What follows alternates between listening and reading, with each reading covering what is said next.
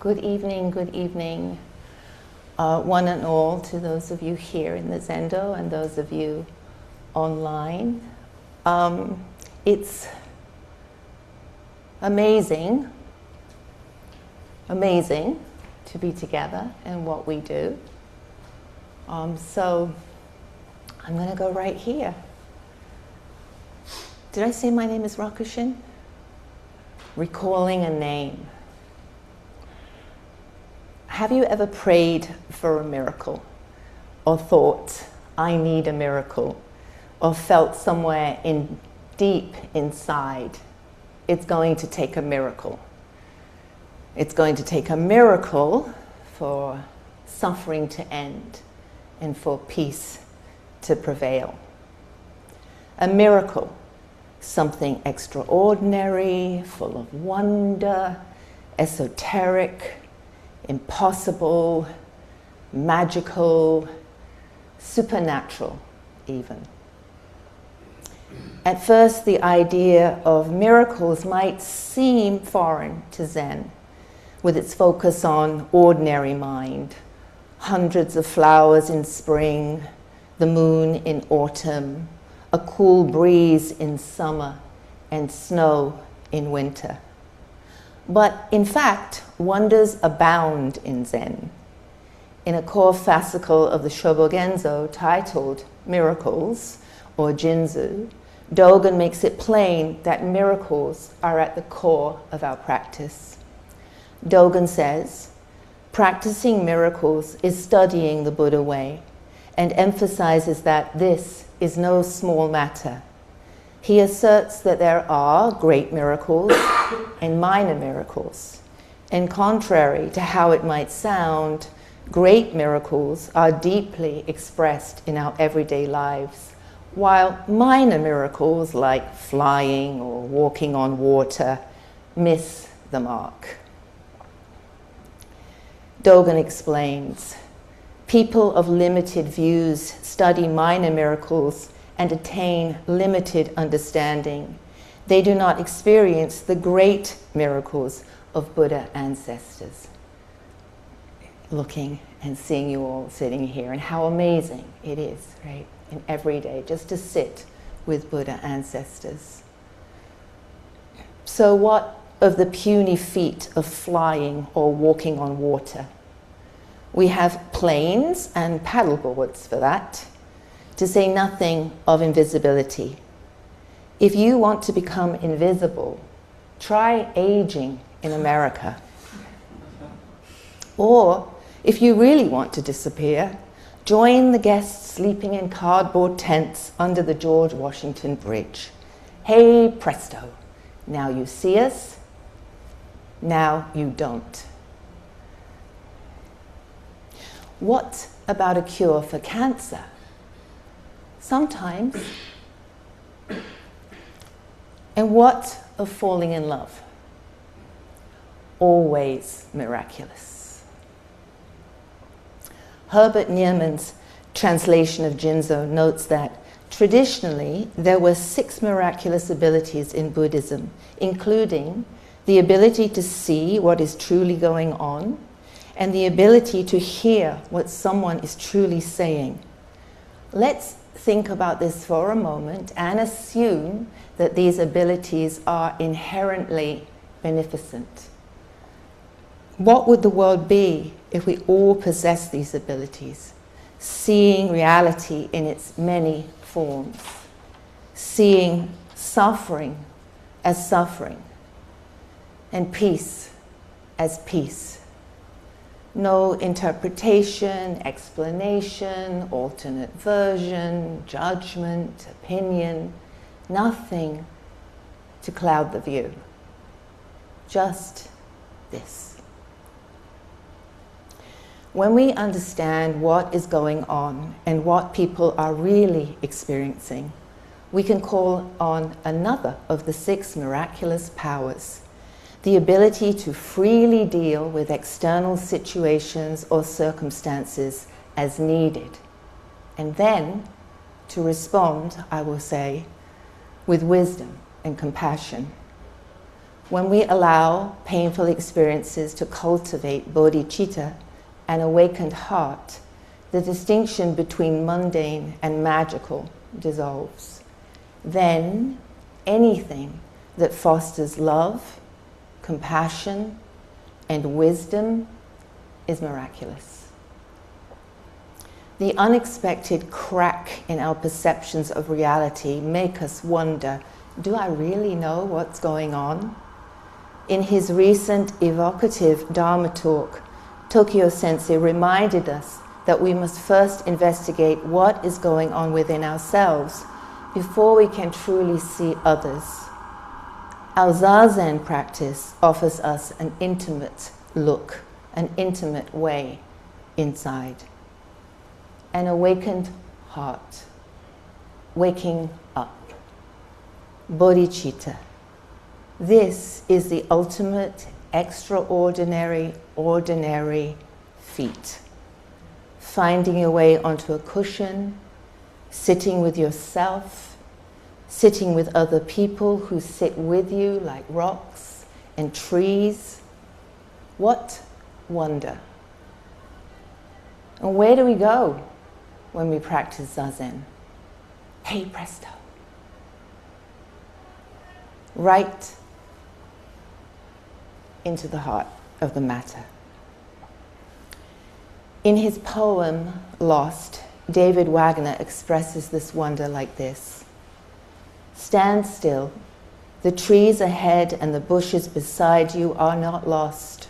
Wherever you are is called here, and you must treat it as a powerful stranger, must ask permission to know it and be known. The forest breathes. Listen. It answers, I have made this place for you. If you leave it, you may come back here again, saying, here. No two trees are the same to Raven. Stand still. What is the miracle happening here?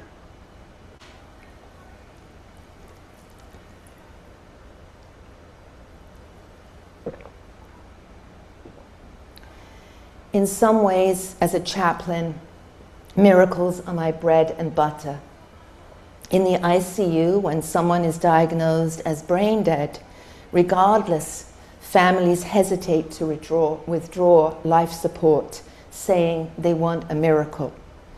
Even when families understand that brain death is complete, irreversible loss of all brain function, that the chance of recovery is 0%, they cling to that hope.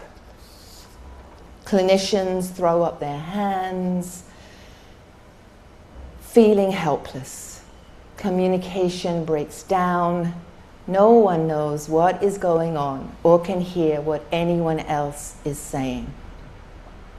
The ability to freely deal with situations goes out the window. Everyone is hoping for some kind of breakthrough. To stay in the room, to build a bridge I can cross, I have had to learn to speak the language of miracles, looking for a way to decipher meaning and reveal a path forward. I see many types of hope. There are innocuous miracles where people prepare for the worst while wishing for the best. There are shaken miracles, requests from those whose sound faith has been changed. There are integrated miracles where people hold out at all costs based on firm beliefs that are discordant with the facts. And there are strategic miracles that wholly negate reality, allowing people to maintain a sense of control in the face of utterly out of control events. Crossing the bridge, sometimes you have to code switch from medical to faith-based language.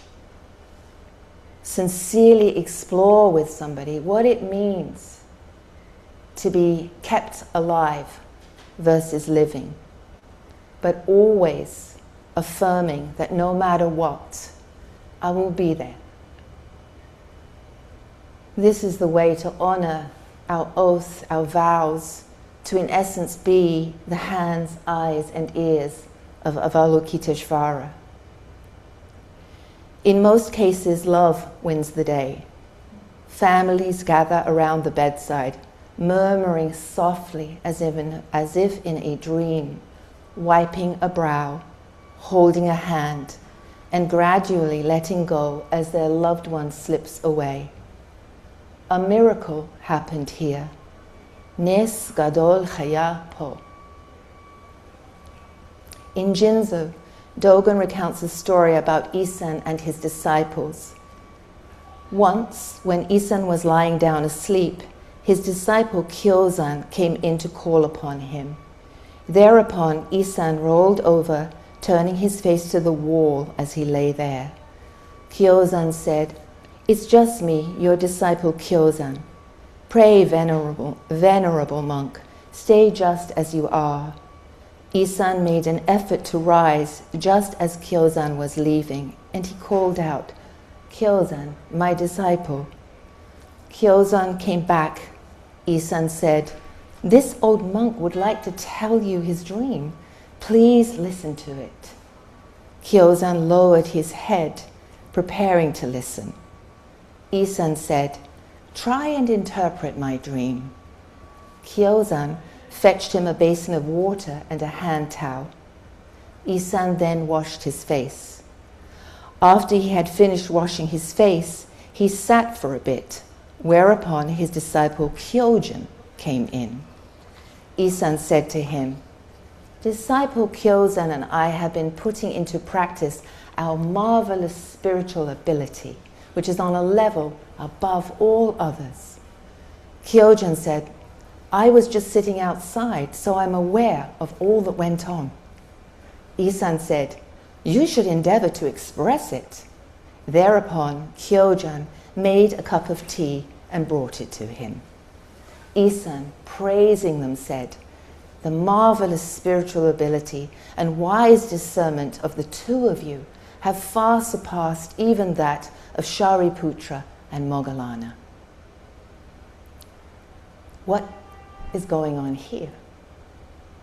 Dogen underscores the marvelous spiritual abilities, the miracles on display. The act of laying down, turning toward a wall, endeavoring to rise, calling out, dreaming, talking about a dream, sitting for a while, washing a face, lowering a head, listening, fetching a basin of water and a towel. All of this is actualized at the bedside in the ICU as the extraordinary, ordinary goings on in the space between life and death. Dogen's words, "Study these miracles, this is no small matter," applies equally to Isan's story as it does in the ICU or wherever we sit, stand, or make our bed. Layman Pang said, "Miracles are nothing other than fetching water and carrying firewood." Some of us might find Layman Pang's realization a little bit disappointing, craving a bit more magic and pizzazz. Something to crack our limited perception of reality wide open like the parting of the waves. Legend has it that when the Buddha returned to his home following his enlightenment, his kinfolk refused to bow to him or accept him as an enlightened one. To gain their respect, the Buddha levitated and emitted water and fire from his body. Elsewhere, the Buddha manifested jeweled mountains with all kinds of food and flowing water, which resounded with the voice of the Dharma. He radiated a golden light from his navel, and all present were filled with compassion and love for each other. These stories are marvelous, and evoke in me the awe I feel when I am in the heather garden in Fort Tryon Park, and the sun's rays illuminate the earth, and I can hear the whisper of 100 flowers. Stand still. The trees know where you are.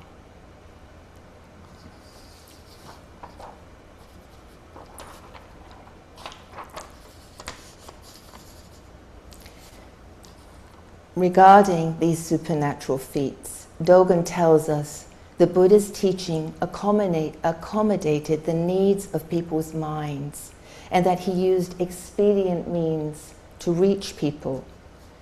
In Fukan Zazengi, Dogen writes, "Moreover, your discriminating mind cannot understand how Buddhas taught their students with a finger, a pole, a needle, or a mallet, or how they transmitted the way with a hosu, a fist, a staff, or by shouting. Needless to say, these actions cannot be understood by practicing to attain superhuman powers." Educator Colleen Wilcox said, "Teaching is the greatest act of optimism." For some of us, being optimistic and believing in miracles requires a suspension of disbelief, usually reserved for the birth of a star from cold dust. But sometimes, looking on the bright side, from the belly of the beast, is all you can do. I am reminded of a patient who suffered multiple gunshot wounds that macerated his internal organs. He was attached to countless tubes for medication and nutrition. It was a miracle he was alive, but he felt wretched, saying he was less like a human being and more like an octopus. His shattered body was inseparable from the tentacles of the machines that emit water, fire, and air, and he wondered what would become of him, and nonetheless, he was hopeful. On his iPhone, he watched My Octopus Teacher, a remarkable film about the friendship between a filmmaker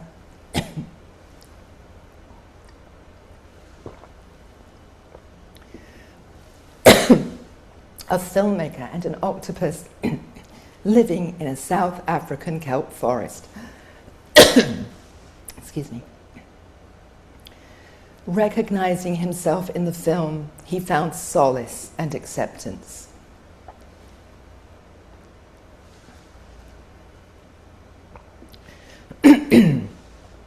Thank you for fetching water. He thought about all the caregivers providing care for him around the clock. He thought about the person who had shot him, a stranger, and he wondered what was going on with him and if he was doing okay. In the koan, Keichu Makes Carts, Master Geten asks, Keichu made a cart whose wheels had 100 spokes. If you take away both the front and rear parts and remove the axle, what is left? My patient lived this koan, experiencing a complete dismantling of his old self. And in that empty space, he found a new, fluid way of being, feeling like an octopus, able to regrow a limb, flooded with compassion even for those who had hurt him. As Dogen writes, the ocean of thusness and the ocean of all wisdom are no other than water spouting from the top, bottom, and center of the body. He adds, but also there is the spouting out of Buddhas from the top and bottom of the body. It turns out that stories have the power to save lives.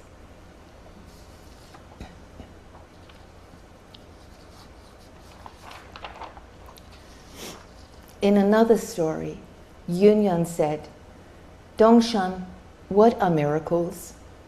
Dongshan politely brought his hands together at his chest and stood near him. Yunyan asked again, what are miracles? Dongshan bade him farewell and walked away. Dogen sums it up thus: in this story, words are heard and the meaning of miracles is understood. There is merging like a box and its cover joining. For me, the box and lid are intimately entwined, placing our hands on our hearts, standing close to each other, grieving our losses, burying our dead, breaking bread together, lifting our voices, watching the clock, walking on air. Just this. I lead a spirituality group for the behavioral health unit at the hospital. And this week we talked about miracles. An impassioned consensus was reached. One person shared, "I am thankful that I reached my rock bottom because it led me here where I can heal." That is a stone-cold miracle. Sitting alongside each other, breaking bread, breaking down, mending, fetching water, and carrying firewood. Dogen performed miracles, founding Soto Zen, writing his masterpiece, the Shobogenzo, and lifting zazen as a vehicle of realization. He says, although miracles are noticed once in a while, miracles are miracles. It is not that things perish or are eliminated when they are unnoticed. Things are just as they are, even when unnoticed. Even when people do not know that fetching water is a miracle, fetching water is undeniably a miracle. The word notice means to perceive or see. So how do we learn to notice, to see miracles in our everyday life, to see what's going on? In her book, Mindful Medicine, physician and teacher Roshi Jan Chosen Bays offers us the practice of continuous prayer. She writes, when we stop a moment to notice what is before us or within us, and then send out a small prayer, we touch the purpose that underlies our chosen path, to do whatever we can to help alleviate the suffering of the world. She suggests that as we go through our day, we say a prayer and send out an earnest wish for the things and people we encounter.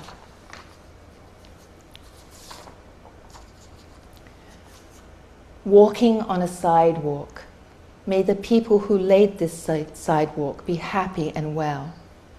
As you open a door, may everyone who enters this door be well in body and mind. As you walk past a tree, may you thrive and provide shade and oxygen for many beings. As you drink coffee or tea, may all those who grew and brought this coffee and tea to me be nourished and safe. I will add my own earnest wish to this list from our daily service. As we remember a world on fire, may we pray for the health and well-being of all those subjected to racial violence and economic injustice, all those affected by war and climate change, and all those seeking healing and wholeness in our broken world. Chosen reminds us that the accumulation of afflictive emotions around stressful events, disagreements, feelings of dislike or helplessness make us unhappy and increases suffering in the world. For me, continuous prayer is a bridge across the divide, encouraging us to bear witness and take compassionate action. I do not need to know how it works or if it works. I believe, I have faith in the ineffable. On the labor and delivery unit at the hospital, they celebrate the miracle of birth every day. But sometimes the unthinkable happens and a baby doesn't make it. Take both front and rear parts away and remove the axle, then what will it be? In the commentary on the koan, we hear, I raise my hand and the sun and moon lose their light under my hand. I lift my foot and the vastness of the earth is altogether gone under my foot. There is no room at all here for intellect. The grieving parents are like this. They give their baby a name to remember them by as they try to recall the sun, the moon, and the earth, which have been utterly transformed. It is truly a wonder that they make it, that any of us make it, turning toward a wall, endeavoring to rise, calling out, fetching a basin of water and a towel. This is no small matter. In Kinhin, our walking meditation practice, we can notice lifting a foot and placing a foot on the ground. We place our feet on the ground with complete faith that the earth will be there to catch us. This is no small matter. And this. Put grasses together and tie twigs one to another. Behold, here is a cottage. Dismantle it and take it to pieces. Behold, it is the original grass field.